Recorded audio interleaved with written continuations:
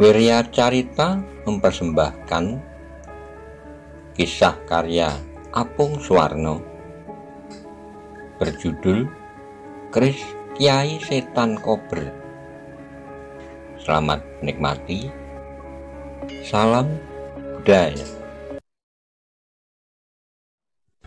Monggo kula aturi subscribe, like, komen, saha share.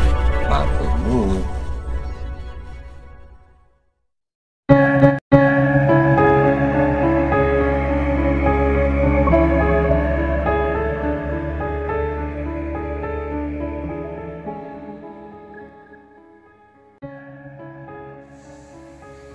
Karebet tidak menjawab, hanya tersenyum, dan itu sudah cukup membuat hati Sekar Kedaton Gusti Mas Cempaka menjadi deg-degyut. Di belakang Karebet ada sepasang mata yang tajam mengamati gerak-gerik Karebet dari atas punggung seekor kuda hitam. Orang itu adalah Arya Penangsang yang merasakan ada sesuatu yang telah terjadi pada Karebet maupun Gusti Mas Cempaka. Sesuatu yang tidak terlihat tetapi mudah ditebak. Selama ini Nimas Sekar Kedaton tidak pernah berbicara dengan seorang laki-laki. Tapi ternyata saat ini Nimas Cempaka sedang terpesona kepada Karebet, kata Penangsang dalam hati, sambil terus mengawasi dengan cermat segala sesuatu yang dilakukan oleh Sekar Kedaton serta Karebet yang berjalan kaki di depan kudanya Gagak Rimang. Jika sekali lagi dilihatnya Karebet berbicara dengan wajah menghadap Joli Jempono yang di dalamnya berisi Sekar Kedaton Putri Mas Cempaka, maka Arya Penangsang pun menjadi acuh tak acuh. Terserah pada keduanya, terserah pada ayah Sekar Kedaton, Sultan Trenggono. Biar saja Nimas Sekar Kedaton jatuh cinta pada Karebet, itu haknya. Dan itu bukan urusanku, katanya dalam hati. Dan tanpa menghiraukan keduanya, Penangsang lalu mengelus-elus leher kuda hitam kesayangannya, Gagak Rimang. Rombongan Sultan Trenggono bergerak terus, berjalan perlahan ke arah timur menuju Sungai Tuntang. Dan Arya Penangsang pun menepuk-nepuk leher Gagak Rimang yang seperti tidak sabar ingin berlari kencang ke depan. Arya Penangsang pun tidak menghiraukan ketika Sekar Kedaton berbicara pelan kepada Karebet. Takut kalau ada yang mengetahuinya. Kakang Karebet, kata Sekar Kedaton. Ya Gusti Putri, kata Karebet. Kau berasal dari mana Kakang? Tanya Gusti Mas Cempaka. Saya berasal dari Pengging Gusti Putri, jawab Karebet. Jangan bohong Kakang, aku tahu Kakang berasal dari Tingkir. Kakang Karebet sering dipanggil dengan nama Joko Tingkir, kata sang bunga cempaka. Gusti Putri tahu dari mana? Tanya Karebet. Dari Nyai Madusari, dia bertanya ke Paman Ganjur di dalam Suronatan, kata Sekar Kedaton. Karebet tersenyum dan senyuman telah membuat hati Sekar Kedaton Mas Cempaka menjadi berbunga-bunga. Gusti Putri, sejak kecil saya diambil anak angkat oleh Nyai Ageng Tingkir. Tapi sebenarnya saya berasal dari Pengging, kata Karebet. Kau berasal dari Pengging, Kakang? Tanya Putri Mas Cempaka. Ya Gusti Putri, Ki Ageng Pengging adalah ayah saya, jawab Karebet. Saya pernah mendengar nama Ki Ageng Pengging. Ayahanda Sultan pernah menyebutnya, kata sang putri bunga cempaka. Rombongan Kanjeng Sultan berjalan terus dan angan-angan Sekar Kedaton masih terus menghubungkan silsilah keluarga antara dirinya dengan Karebet. Kakang Karebet, kalau Kakang putra Ki Ageng Pengging, berarti Kakang adalah cucu dari Eyang Asmoyawati, istri dari Eyang Adipati Doyoningrat. Eyang Asmoyawati adalah adik dari Eyang Patah, kata sang putri. Betul Gusti Putri, kita berdua adalah cucu buyut dari sang Prabu Brawijaya, kata Karebet. Mendengar kata Karebet, betapa senangnya hati Sekar Kedaton Mas Cempaka ketika mengetahui Karebet masih mempunyai hubungan persaudaraan dengannya. Karebet ternyata bukan dari keturunan pidak pedaraan yang tidak diketahui asal-usulnya. Ternyata dia sama seperti diriku, keturunan dari Raja Majapahit, Eyang Buyut Brawijaya. Mudah-mudahan nanti Ayahanda Sultan mengetahuinya. Apakah besok calon menantu Ayahanda Sultan juga harus jelas perhitungan bibit bebet bobotnya? Kata Gusti Putri Mas Cempaka dalam hati. Rombongan Sultan Trenggono hampir sampai di Sungai Tuntang dan Sekar Kedaton pun berkata, "Kakang Karebet, berjanjilah kau tidak akan jauh dariku." "Ya Gusti Putri," kata Karebet sambil tersenyum pada Sekar Kedaton Mas Cempaka. Tidak lama kemudian sampailah mereka ke tempat penambatan perahu di Sungai Tuntang. Dan rombongan Kanjeng Sultan berhenti, lalu Kanjeng Sultan pun turun dari kuda. Diikuti Kanjeng Prameswari dan Gusti Mas Cempaka, mereka turun dari Joli Jempono. Arya Penangsang juga turun dari punggung kuda Gagak Rimang dan ternyata di sana sudah ada sahabatnya, Lurah Pasarpon, yang akan mengurusi kudanya selama Arya Penangsang berada bersama Kanjeng Sultan. Sedangkan kuda Kanjeng Sultan diurus oleh seorang abdi dalem Gamel. Demikian pula dengan Joli Jempono, dipinggirkan dan dijaga oleh beberapa orang prajurit. Di tepi Sungai Tuntang terlihat perahu kerajaan yang cantik. Perahunya berupa kepala burung dengan paruh yang melengkung dan mata yang menatap tajam ke depan, Kyai Garuda. Dengan bendera Gula Klopo berkibar di atap perahu. Di samping perahu Kyai Garuda ada 2 buah perahu untuk kerabat keraton dan 4 buah perahu yang ditumpangi oleh pasukan Wiro Tamtomo dan Wiro Brojo. Perahu untuk para prajurit ukurannya lebih kecil. 2 buah perahu memakai bendera kesatuan Wiro Tamtomo dan 2 lagi memakai bendera kesatuan Wiro Brojo. Dan di dalam perahu tersebut sudah tersedia perlengkapan serta bekal untuk makan siang di pantai. Dari tepi sungai menuju perahu Kyai Garuda telah dibuatkan jembatan yang dibuat dari beberapa buah bambu yang disejer dan diikat rapi. 6 orang prajurit termasuk Karebet berjalan melalui jembatan bambu naik ke perahu Kyai Garuda. Mereka bertugas sebagai pendayung, ditambah 2 orang prajurit yang membawa 2 buah galah bambu panjang yang digunakan sebagai pendorong perahu. 2 orang emban naik ke perahu disusul oleh Nyai Madusari yang diperbolehkan ikut di perahu Kyai Garuda. Setelah semuanya naik, Sekar Kedaton berjalan meniti jembatan bambu dengan hati-hati, dijaga oleh Tumenggung Suronoto. Kemudian di belakang Sekar Kedaton menyusul Kanjeng Prameswari. Lalu Kanjeng Sultan pun meniti jembatan bambu dan diikuti oleh Tumenggung Gajah Birowo. Yang terakhir naik ke perahu adalah seorang prajurit dengan membawa songsong, payung kerajaan yang menandakan keberadaan Sultan Demak di dalam perahu Kyai Garuda. Songsong pun segera dimasukkan ke dalam ploncon yang memang sudah ada di perahu, supaya tiang payungnya tidak berdiri tegak.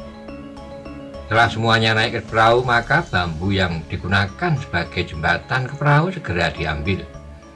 2 buah perahu jajar yang berada di depan, perahu paling kiri penumpangnya Ki Ronggo Pitekso beserta tumpak dan beberapa prajurit Wiro Tamtomo.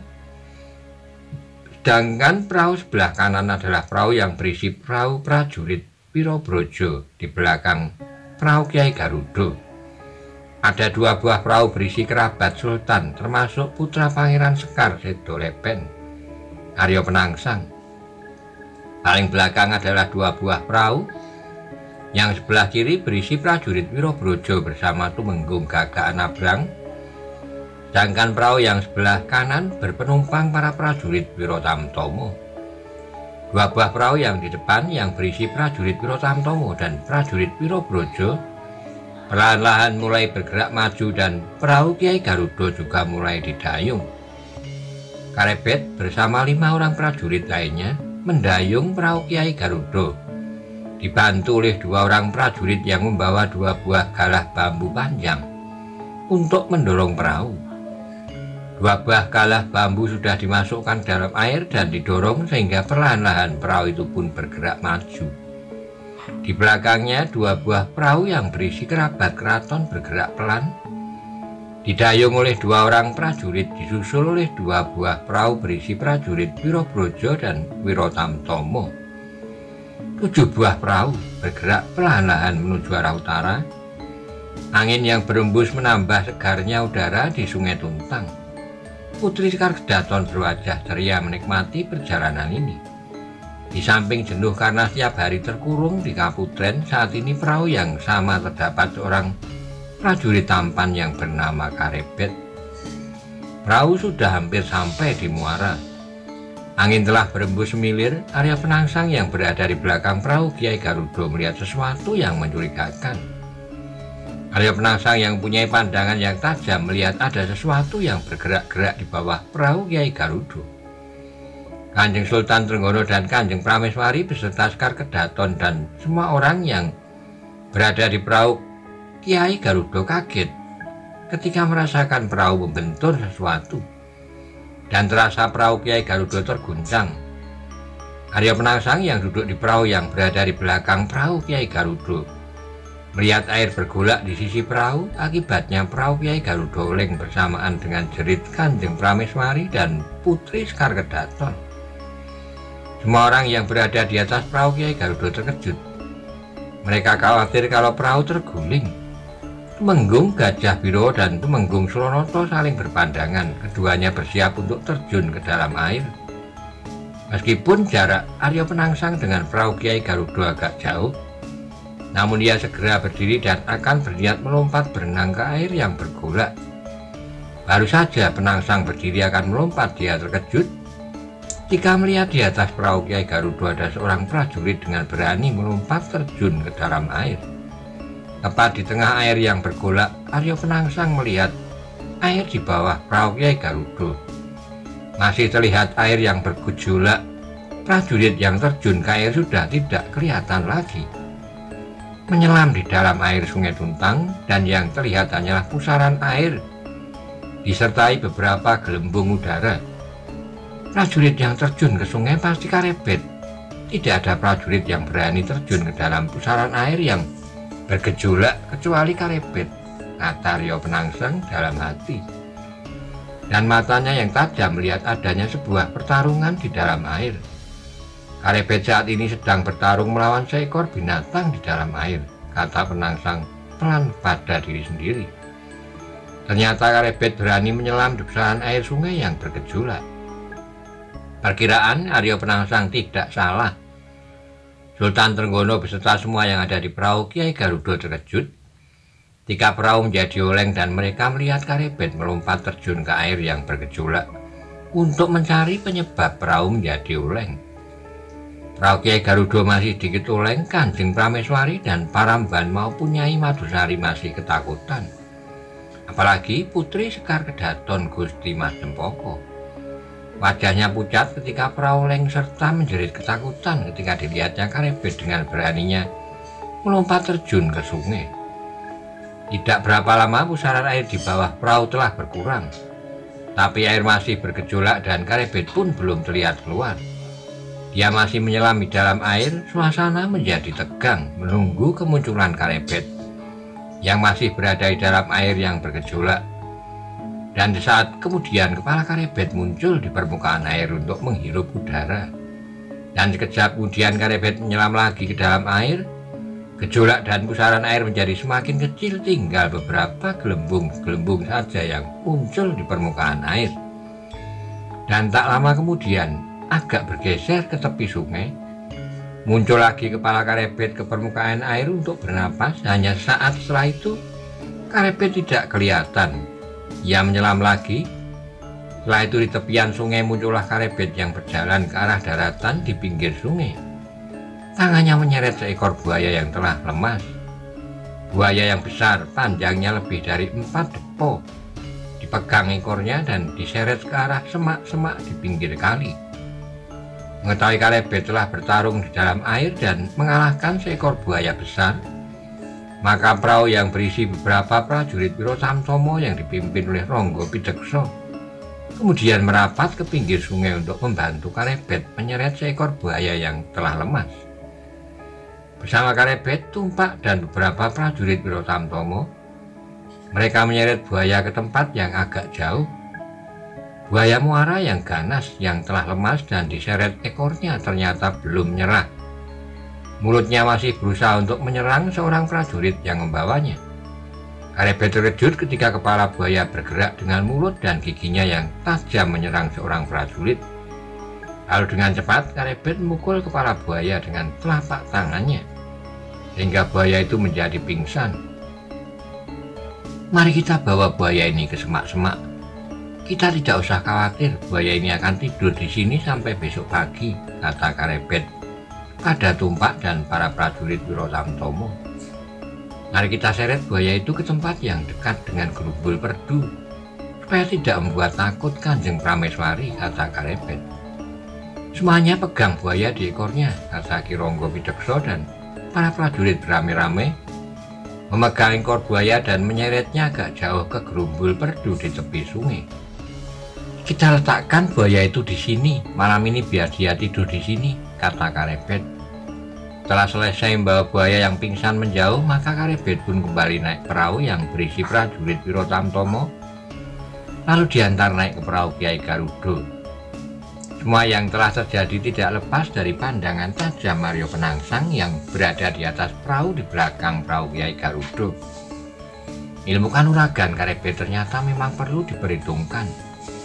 "Tapi kalau hanya melawan seekor buaya besar itu di dalam air, aku pun tidak takut," kata Aryo Penangsang dalam hati. Di atas perahu Kiai Garudo, mata Putri Sekar Kedaton berbinar-binar kagum dan gembira. Melihat Karebet telah mengalahkan seekor buaya yang berukuran besar dalam sebuah pertarungan di bawah air. "Kakang Karebet mampu mengalahkan seekor buaya besar," kata sang putri dalam hati. "Karebet," kata Kanjeng Sultan Trenggono setelah Karebet berada di atas perahu. "Dawuh dalem Kanjeng Sultan," jawab Karebet yang duduk bersila di perahu Kiai Garudo di hadapan Sultan Trenggono. "Buayanya sudah mati?" tanya Kanjeng Sultan. "Mohon ampun Kanjeng Sultan, buayanya hanya pingsan sampai besok pagi," jawab Karebet. "Tumenggung Gajah Birowo," kata Kanjeng Sultan Trenggono. "Dawuh dalem Kanjeng Sultan," jawab Tumenggung Gajah Birowo. "Mulai besok pagi Karebet aku naikkan pangkatnya menjadi Lurah Wirotamtomo," kata Kanjeng Sultan. "Dika dawuh Kanjeng Sultan," kata Tumenggung Gajah Birowo. "Karebet, kau lelah, beristirahatlah," kata Kanjeng Sultan. "Mohon ampun Kanjeng Sultan, hamba tidak lelah. Izinkan hamba mendayung lagi," kata Karebet yang masih ingin berada di perahu Kiai Garudo supaya dekat dengan bunga istana Gusti Mas Jempoko. "Tapi pakaianmu basah," kata-kata yang hampir keluar dari mulut mungil Sekar Kedaton terpaksa ditelan kembali. Ia sadar betapa ayahanda Sultan akan malu dan marah kalau mengetahui ia berbicara dengan seorang laki-laki. "Tumenggung Gajah Birowo," kata Kanjeng Sultan. "Dawuh dalem Kanjeng Sultan," jawab Tumenggung Gajah Birowo. "Perintahkan semua perahu supaya melanjutkan perjalanan ke pantai," kata Kanjeng Sultan Trenggono. "Kasinggihan dawuh Kanjeng Sultan," kata Ki Tumenggung. Tumenggung Gajah Birowo melambaikan tangannya kepada para prajurit. Kemudian dua perahu yang di depan mulai berjalan kembali perlahan-lahan, diikuti oleh perahu Kiai Garudo. 6 orang prajurit masih mendayung perahu Kiai Garudo. Karebet pun masih mendayung sambil sekali-sekali matanya melirik ke arah Sekar Kedaton Gusti Mas Jempoko. Sungai Tuntang menjadi semakin lebar. Perahu Kiai Garudo sudah mulai masuk di daerah muara. Sebentar lagi perahu sudah sampai di pantai. Angin laut bertiup agak kencang, laut sudah semakin dekat. Baju yang dipakai Karebet sudah agak kering dan mereka berenam masih mendayung perahu Kiai Garudo. Muara Sungai Tuntang terlihat semakin lebar. Jarak tepi sungai sebelah kiri dan tepi sebelah kanan menjadi semakin panjang. Perahu Kiai Garudo masih terus bergerak meninggalkan muara sungai dan perlahan-lahan menyusuri pantai, dan debu rombak di pantai utara mampu sedikit menggoyang perahu Kiai Garudo. Ketika terlihat beberapa pohon di tepi pantai, Kanjeng Sultan pun ingin beristirahat di tempat itu. Lalu perahu Kiai Garuda segera didayung ke tepi. Dua orang prajurit yang menggunakan galah bambu mendorong perahu ke pinggir. Beberapa buah perahu yang mengiringi perahu Kiai Garuda yang berisi para prajurit beserta para sentono dalam segera menepi dan semua penumpangnya turun ke tepi pantai. Dan perahu-perahu itu pun kemudian ditambatkan pada sebuah kayu yang ditancapkan di pasir tepi pantai. Setelah menurunkan para prajurit, sebuah perahu kecil segera didorong dan ditempelkan pada perahu Kiai Garuda untuk mengantar Kanjeng Sultan turun ke tepi pantai. Karena perahu Kiai Garuda tidak bisa sampai di tepi daratan, sebuah tangga kayu yang dibuat secara khusus telah dipasang menempel di dua perahu untuk memudahkan perpindahan dari perahu Kiai Garuda turun ke perahu kecil. Tumenggung Suronoto turun ke perahu kecil, disusul oleh Kanjeng Sultan, kemudian diikuti oleh Kanjeng Prameswari, Sekar Kedaton dan Nyai Madusari dan dua orang emban. Dan terakhir yang turun ke perahu kecil adalah Tumenggung Gajah Wirowo. Saat kemudian perahu itu pun didorong ke arah daratan dan Kanjeng Sultan pun turun ke pasir pantai dan berjalan menuju sebuah pohon di tepi pantai, diikuti oleh Kanjeng Prameswari dan Putri Sekar Kedaton. Para prajurit pendayung perahu Kiai Garuda beserta pembawa songsong kerajaan terpaksa turun terkena air laut yang dalamnya setinggi paha dan mereka pun berjalan menuju pantai. "Ini pakaianku yang baru terpaksa jadi basah terkena air laut," kata seorang prajurit Wirotamtomo kepada Karebet. "Pakaianku yang kupakai dari rumah dalam keadaan kering lalu menjadi basah. Baru saja kering, sekarang menjadi basah lagi," kata Karebet. Lalu mereka pun menuju tepian pantai, kemudian bersama-sama duduk berkelompok di bawah pohon. Beberapa orang prajurit mendirikan 4 buah bambu yang hanya saling berjarak 3 langkah. Bagian atas bambu saling dihubungkan dengan bambu yang mendatar, lalu ditutup kain dan diikat dengan tali.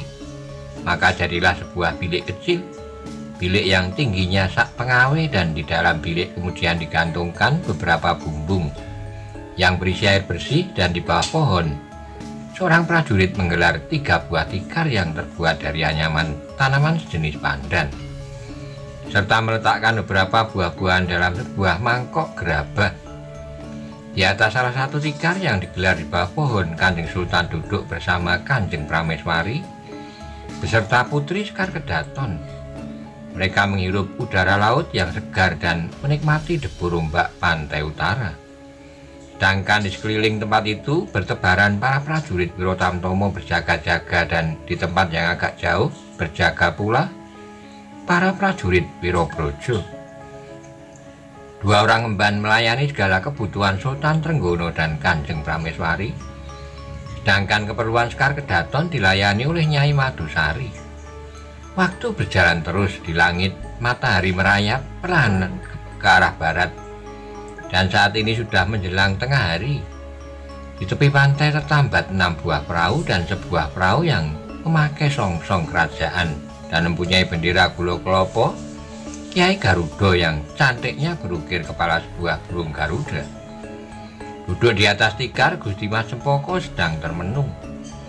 Angan-angannya tidak bisa lepas dari seorang prajurit Wirotamtomo. "Mau makan buah paya, Jeng?" tanya Kanjeng Prameswari. "Tadi sudah makan pisang, Kanjeng Ibu," jawab Sekar Kedaton. "Air kelapa mudanya diminum dulu, Cahayu," kata Kanjeng Prameswari. "Ya, Kanjeng Ibu," kata Mas Cempoko. Angin laut yang berembus agak kencang membuat kain bilik kecil sedikit bergoyang. Karebet berada di bawah pohon di samping perahu Wirotamtomo. Dia masih perlahan telah bertarung melawan buaya dan mendayung perahu dari kota Raja Demak. Sampai di sini, sekarang perutnya pasti sudah lapar, kata Sekar Kedaton dalam hati. "Ajeng, kau mau makan sekarang, Cahayu? Kau sudah lapar?" tanya Kanjeng Prameswari pada Sekar Kedaton. "Sudah, belum. Sudah lapar, Kanjeng Ibu," jawab Sekar Kedaton Gusti Mas Cempoko. "Kau melamun, Ajeng? Melamun apa?" tanya Kanjeng Prameswari. "Anu, Kanjeng Ibu, kalau Bandar Jeporo dari daerah ini masih jauh. kata Gusti Cempaka. "Ah, kau tidak biasanya bertanya tentang letak Bandar Jepara," kata Kanjeng Prameswari. Sekar Kedaton Putri Mas Cempaka terdiam seperti kebingungan ketika harus menjawab pertanyaan dari Kanjeng Prameswari.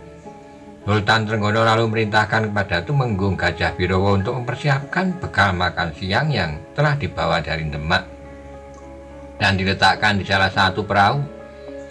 Ki Tumenggung lalu berjalan menuju perahu dan memerintahkan kepada prajurit untuk membawa makanan ke tempat Kanjeng Prameswari. Beberapa makanan diletakkan di atas tikar, nasi, dan beberapa ayam panggang. Ada pula beberapa tusuk burung belibis panggang, beberapa buah tomat dan ketimun. "Mban, kau buat sambal lombok ijo," kata Kanjeng Prameswari. "Sendika Gusti," kata Mban yang bertubuh gemuk. Mban pun lalu membuat sambal lombok ijo sambil matanya melirik ke burung belibis panggang yang berada di dalam piring gerabah yang diletakkan di atas tikar. Kelihatannya burung belibis panggang enak sekali kalau dimakan dengan sambal lombok ijo," kata Mban yang bertubuh gemuk itu dalam hati, sambil sekuat tenaga menahan keinginannya yang bisa mengakibatkan air liurnya menetes. "Kalau sampai menetes, aku pasti dihukum berat. Mungkin aku disuruh mendayung perahu sampai kota Raja Demak," kata Mban yang bertubuh gemuk. "Besok di rumah aku akan memasak burung belibis panggang dan membuat sambal lombok ijo serta makan nasi yang masih hangat," katanya dalam hati. Setelah semua makan sudah siap, maka Tumenggung Gajah Birowo mencicipi semua makanan yang ada. Ditunggu saat setelah tidak ada reaksi apapun, maka Kanjeng Sultan, Kanjeng Prameswari, dan Sekar Kedaton mulai menyantap makanannya. "Mban, sambal lombok ijo buatanmu enak sekali," kata Kanjeng Prameswari muji. "Kasinggihan dawuh Gusti," jawab Mban yang bertubuh agak gemuk, sedikit berbangga, tetapi pandangannya tak lepas dari burung belibis panggang. Sultan Trenggono sangat menikmati makanan yang disajikan dan dilayani oleh Kanjeng Prameswari.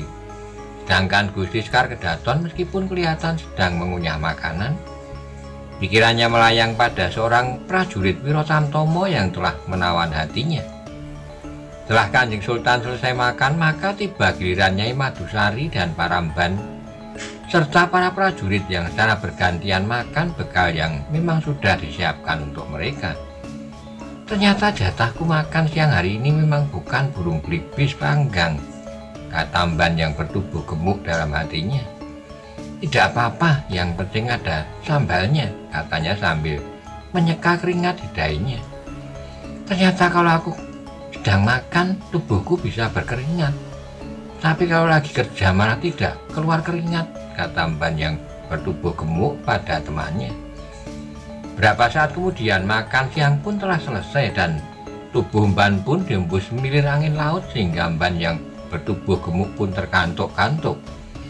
"Aneh, aku jadi heran, setiap selesai makan aku pasti merasa ngantuk," kata Mban itu kepada temannya. "Tidurlah, kau akan ditinggal sendiri di sini. Paling temanmu nantinya hanya seekor burung bangun rong-rong," kata Mban temannya. Yang terlihat gelisah adalah sang putri Sekar Kedaton Mas Cempaka, yang merasa tikar tempat duduknya terlalu jauh dari prajurit Wirotamtomo yang telah membuat dirinya mabuk kepayang.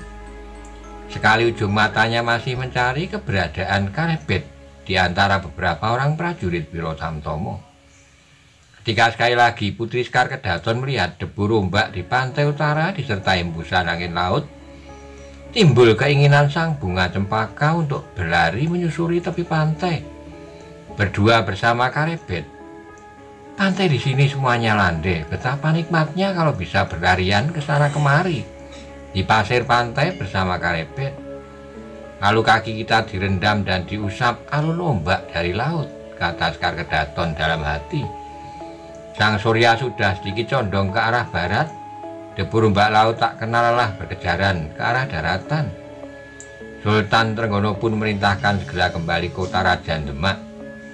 Beberapa prajurit segera membereskan beberapa peralatan makan dan melipat kain penutup ruang bilik dan membawanya ke salah satu perahu Perahu sudah disiapkan dan para prajurit sudah berada di dalam perahu masing-masing, kecuali perahu kecil yang akan dipakai oleh Kanjeng Sultan untuk mendekat dan naik perahu Kiai Garuda. Ketika semua sudah naik ke perahu, senyum sang bunga cempaka telah mengembang karena melihat Karebet sudah berada dekat dengannya dengan memegang sebuah dayung. Tumenggung Gajah Biro merintahkan kepada prajurit untuk segera mendayung dan perlahan-lahan perahu Wiro Tamtomo dan perahu Wiro Brojo bergerak maju. Disusul di belakangnya perahu Kiai Garuda pelan-pelan memasuki muara Sungai Tuntang. Tidak seperti pada saat berangkat, sekarang Kiai Garuda bergerak ke arah selatan, perlahan-lahan dan berkelok menyusuri Sungai Tuntang.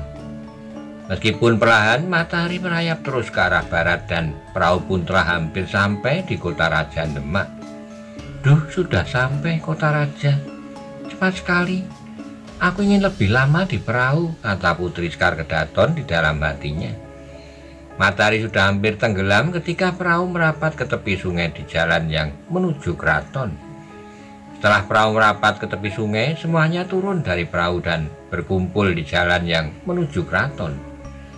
Dan semuanya membentuk sebuah barisan kembali, sama seperti waktu berangkat. Arya Penangsang pun sudah berada di belakang Karebet, duduk di atas punggung kuda hitamnya Gagak Rimang. Di depan sendiri telah bersiap Tumenggung Suronoto, dan ketika terdengar suara bendi dipukul, maka berjalanlah Tumenggung Suronoto sebagai cucuk lampah barisan. Dan Karebet pun masih berjalan di sebelah Joli Jempono, putri sang Kanjeng Sultan.